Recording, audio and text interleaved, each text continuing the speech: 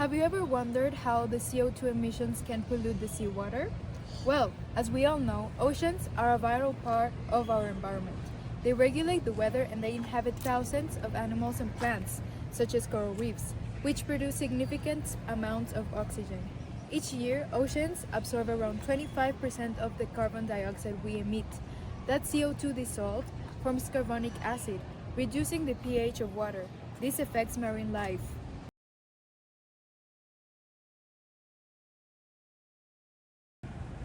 The real problem comes when the ocean absorbs too much of the carbon dioxide we produce.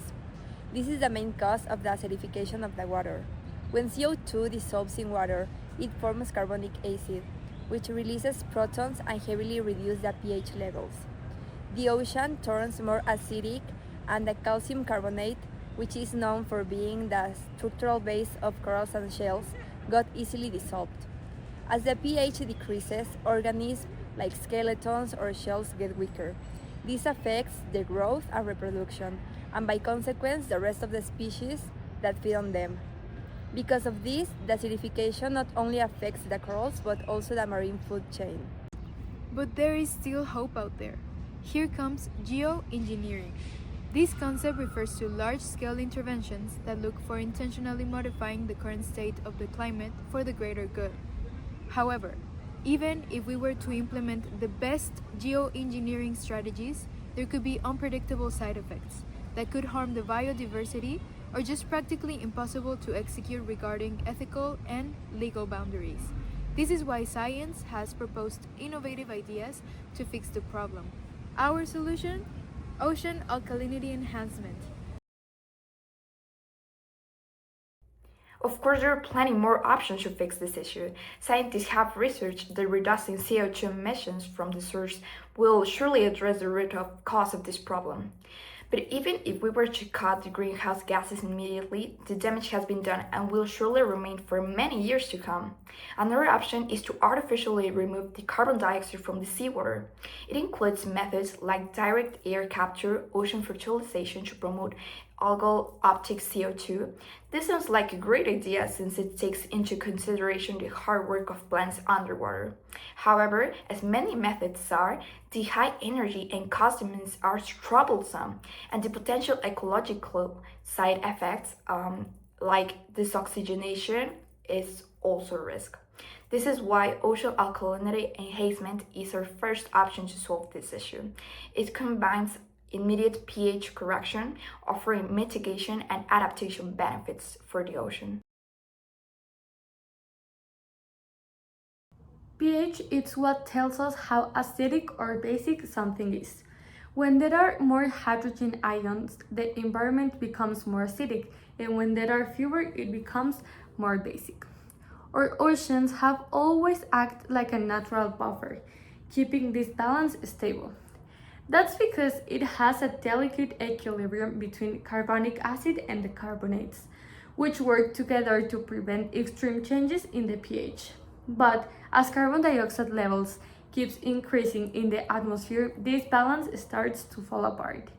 And even a small change in the pH can affect the marine life, from corals and planktons to fish and the entire ecosystems. The pH is a way to measure the concentration of hydrogen ions in a solution. The more hydrogen ions, the more acidic it becomes. The scale of the pH is logarithmic. This means that every change, even if it's really small, will represent a big change in acidity. And this relationship is exponential if we take hydrogen concentration as the variable and inverse logarithmic when we use pH as the reference.